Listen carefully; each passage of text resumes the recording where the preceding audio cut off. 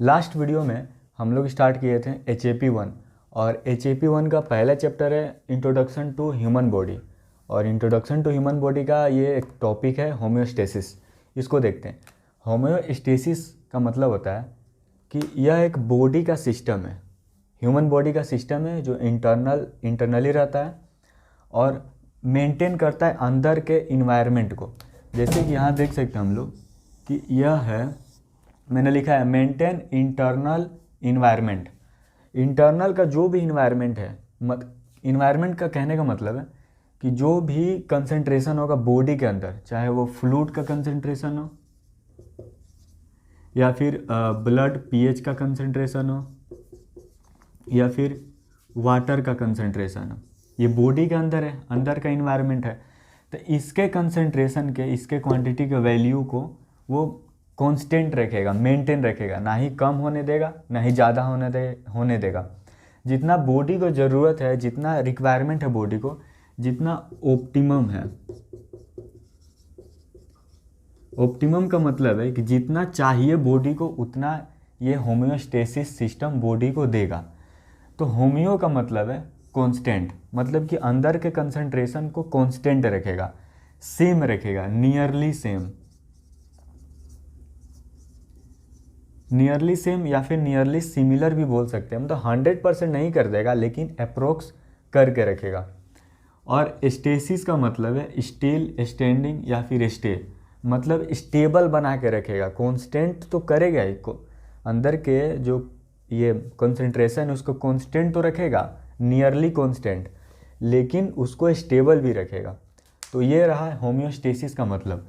अब आगे देखते हैं होम्योस्टेसिस का जो थ्योरी है। थ्योरी दिया था क्लाउडे बर्नार्ड, यह एक साइंटिस्ट है, इन्होंने थ्योरी दिया होम्योस्टेसिस का। और होम्योस्टेसिस का टर्म दिए थे वॉल्टर ब्रैडफोर्ड कैनन, यह साइंटिस्ट दिए थे वॉल्टर ब्रैडफोर्ड कैनन। ये हैं अमेरिकन फिजियोलॉजिस्ट।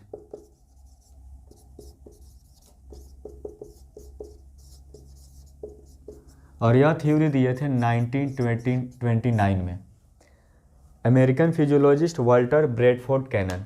अब बात करते हैं होम्योस्टेसिस के कंपोनेंट के बारे में कि होम्योस्टेसिस बॉडी में मेंटेन कैसे होता है, कैसे कंसंट्रेशन ज़्यादा होगा तो कम होगा, एक ऑप्टिमम वैल्यू पर आ जाएगा और मेंटेन होने लगेगा।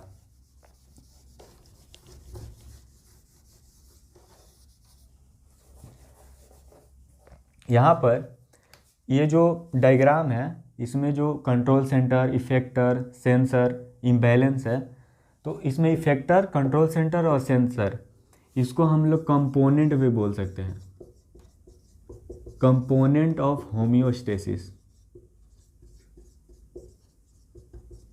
होम्योस्टेसिस का एक तरह का यह कंपोनेंट है, कंट्रोल सेंटर, सेंसर और इफेक्टर। तो अब होम्योस्टेसिस बॉडी में कैसे काम करता है वो देखते हैं। सबसे पहले बॉडी में इम्बैलेंस हुआ, मतलब किसी का लेवल, जैसे वाटर का लेवल, एग्जांपल देखते हैं वाटर का लेवल कम हो गया या फिर ज़्यादा हो गया तो बॉडी में क्या हो जाएगा, इम्बैलेंस होगा। मतलब टू मच मतलब ज़्यादा हो गया या फिर टू लिटिल या फिर कम हो गया तो बॉडी में क्या हो जाएगा, इम्बैलेंस, मतलब बॉडी का अंदर का इन्वायरमेंट है वो नॉर्मल नहीं है, इम्बैलेंस हो गया है।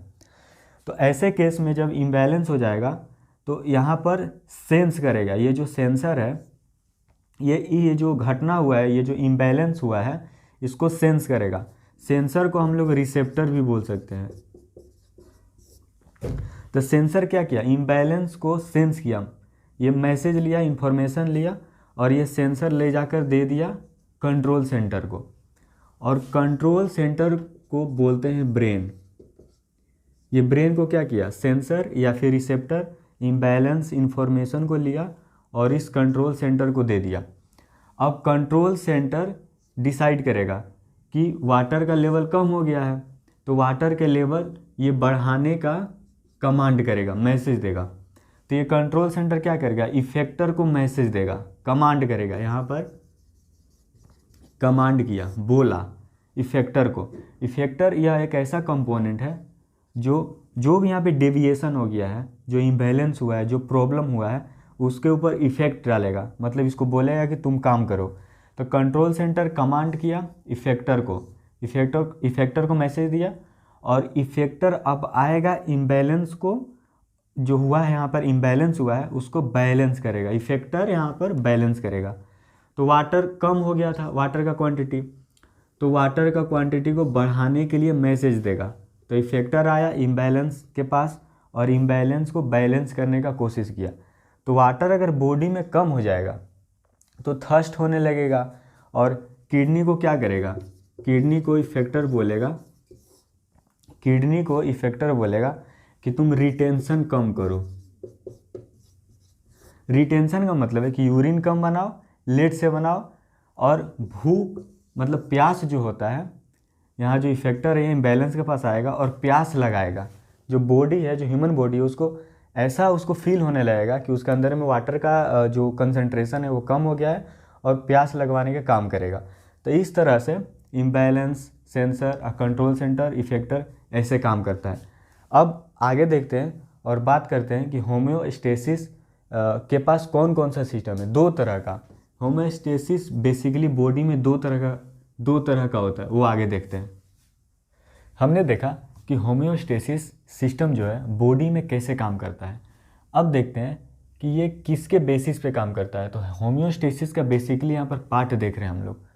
तो होम्योस्टेसिस फीडबैक सिस्टम पे काम करता है, यह फीडबैक सिस्टम पे काम करता है, और इसके दो पार्ट है, एक है निगेटिव फीडबैक और एक है पॉजिटिव फीडबैक।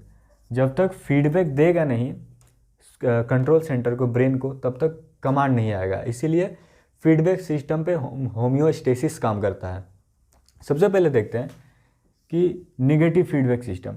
अब निगेटिव फीडबैक सिस्टम का मतलब होता है निगेटिव मतलब यह आउटपुट जो बनेगा बॉडी के अंदर, जो भी कंसंट्रेशन होगा, जो भी प्रॉब्लम होगा, जो भी डेविएशन होगा, इम्बैलेंस होगा, उसको ये बेसिकली डिक्रीज करता है, मतलब अपोज काम करता है। नेगेटिव फीडबैक सिस्टम उसके अपोज, उसके अगेंस्ट काम करता है। नेगेटिव है, नेगेटिव का मतलब कम करता है, ये लेवल को डिक्रीज करता है। और मोस्टली यहाँ पर जो नेगेटिव फीडबैक सिस्टम है बॉडी में मोस्ट यही होता है, सबसे ज़्यादा नेगेटिव फीडबैक सिस्टम ही मोस्ट बॉडी में काम करता है। तो देखते हैं कैसे ये नेगेटिव फीडबैक सिस्टम काम कर रहा है, कैसे ये डिक्रीज कर रहा है। अब जैसे कि कोई डेविएशन हुआ, कोई इम्बैलेंस हुआ बॉडी में, जैसे कि फीवर हुआ, टेम्परेचर हाई हो गया, तो टेम्परेचर जब हाई होगा तो ये नेगेटिव फीडबैक सिस्टम बोलेगा हाइपोथैलेमस को। हाइपोथैलेमस ब्रेन में होता है, यह एक तरह का एंडोक्राइन ग्लैंड है। एंडोक्राइन ग्लैंड होता है हाइपोथैलेमस ब्रेन में।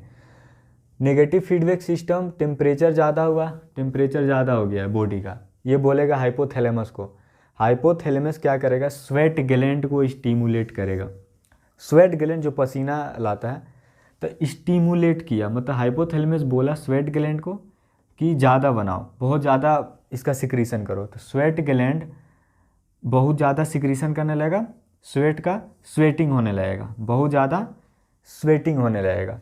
और स्वेटिंग होने की वजह से क्या होगा, कूलिंग इफेक्ट आएगा बॉडी पे, कूलिंग इफेक्ट आएगा, बॉडी कूल होने लगेगा, और धीरे धीरे टेम्परेचर क्या होगा, टेम्परेचर डिक्रीज होने लगेगा। तो इस तरह से नेगेटिव फीडबैक सिस्टम काम करता है। इसके और भी बहुत सारे एग्जांपल है। अब बात करते हैं पॉजिटिव फीडबैक सिस्टम के बारे में, और इसको भी अच्छे से समझने की कोशिश करते हैं। हमने देखा कि नेगेटिव फीडबैक सिस्टम कैसे काम करता है, और अब देखेंगे पॉजिटिव फीडबैक सिस्टम। यह है positive feedback system. Negative feedback system में था कि वो क्या कर रहा था, वो डिक्रीज कर रहा था, कम कर रहा था कंसंट्रेशन को, या फिर जो भी प्रोसेस हो रहा था उसको, उसके अपोज काम कर रहा था, उसको उसका अगेंस्ट। और वो ज़्यादा था तो उसको कम करके बॉडी मेंटेन कर रहा था, ताकि ऑप्टिमम लेवल पर आ जाए और वो बॉडी के लिए रिक्वायरमेंट जो इम्पोर्टेंट है वो प्रोवाइड कर सके। पॉजिटिव फीडबैक सिस्टम में होगा कि ये प्लस है, मतलब क्या करेगा, प्लस करेगा, मतलब बढ़ाएगा। तो ये क्या करेगा, बढ़ाएगा। और यह पॉजिटिव फीडबैक सिस्टम बॉडी में बहुत कम जगह होता है। तो पॉजिटिव फीडबैक सिस्टम बढ़ाकर ऑप्टिमम लेवल पर लेकर आएगा, जितना ऑप्टिमम चाहिए, जितना रिक्वायरमेंट हो बॉडी को उतना। तो देखते हैं ये पॉजिटिव फीडबैक सिस्टम। यहाँ पर देखेंगे ऑनसेट ऑफ लेबर, मतलब जब चाइल्ड बर्थ,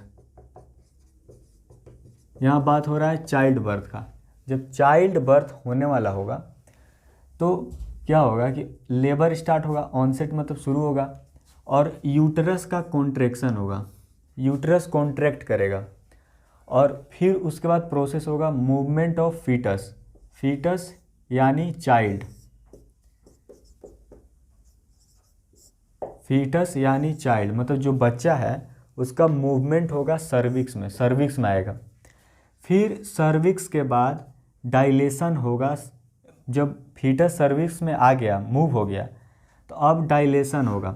डायलेशन का मतलब है, अब जैसे यह सर्विक्स है तो सर्विक्स क्या होगा, जब फीटस इस सर्विक्स में आएगा तो ये डायलेट हो जाएगा, मतलब ये ऐसे था तो हो जाएगा ऐसे, डायलेट हो जाएगा, अपना जो सरफेस एरिया है वो ऐसे बढ़ा लेगा, ऐसे ऐसे डायलेट होकर, तो सर्विक्स का डायलेशन हो गया। उसके बाद प्रोसेस होगा मूवमेंट ऑफ फीटस, फिर फीटस सर्विक्स से बाहर निकलेगा। तो जब फीटस सर्विक्स से बाहर निकलेगा तो सर्विक्स में कुछ रिसेप्टर्स होते हैं, कुछ यहाँ पर सेंसर्स या फिर रिसेप्टर्स, कुछ रिसेप्टर्स प्रेजेंट होते हैं। तो जब मूव होकर चाइल्ड जो है फीटस, चाइल्ड जो है फीटस मूव होकर सर्विक्स के पास आकर जब बाहर निकलने का कोशिश करेगा तो यहाँ पर सर्विक्स में रिसेप्टर है, वो रिसेप्टर स्टिमुलेट हो जाएंगे, मतलब एक्टिव हो जाएंगे, एक्टिवेट हो जाएंगे। और ये रिसेप्टर जब एक्टिवेट हो जाएगा तो यहाँ से एक इम्पल्स, एक सिग्नल, एक मैसेज डिस्चार्ज होगा। इम्पल्स यहाँ पर ऐसे डिस्चार्ज होगा, यहाँ पर एक मैसेज रिसेप्टर से एक मैसेज स्टार्ट होगा जाने के लिए हाइपोथैलेमस के पास। तो फीटस जो है बच्चा वो आया सर्विक्स में, सर्विक्स से बाहर निकलने पर एक स्टिमुलेशन हो रहा है, एक रिसेप्टर एक्टिवेट हो रहा है, और इस रिसेप्टर से एक मैसेज, एक इम्पल्स जनरेट हो रहा है, डिस्चार्ज हो रहा है। अब यह इम्पल्स रिसेप्टर से जनरेट हुआ तो ये जाएगा, ट्रांसमिशन होगा इसका, ये जाएगा ट्रांसमिशन मतलब ट्रांसमिट होगा, मतलब पहुँचेगा, जाएगा कहाँ, हाइपोथैलेमस, हाइपोथैलेमस के पास। और हाइपोथैलेमस ब्रेन में होता है, एंडोक्राइन ग्लैंड है, और हाइपोथैलेमस के पास ट्रांसमिट होकर जाकर ये बोलेगा कि एक हार्मोन रिलीज करो, एक केमिकल रिलीज करो, एक हार्मोन रिलीज करो, और उसका नाम है ऑक्सीटोसिन। अब यहाँ पर हाइपोथैलेमस के पास आया इम्पल्स, रिसेप्टर से जनरेट होकर इम्पल्स आया, यह इम्पल्स हाइपोथैलेमस को बोला, हाइपोथैलेमस ऑक्सीटोसिन रिलीज किया।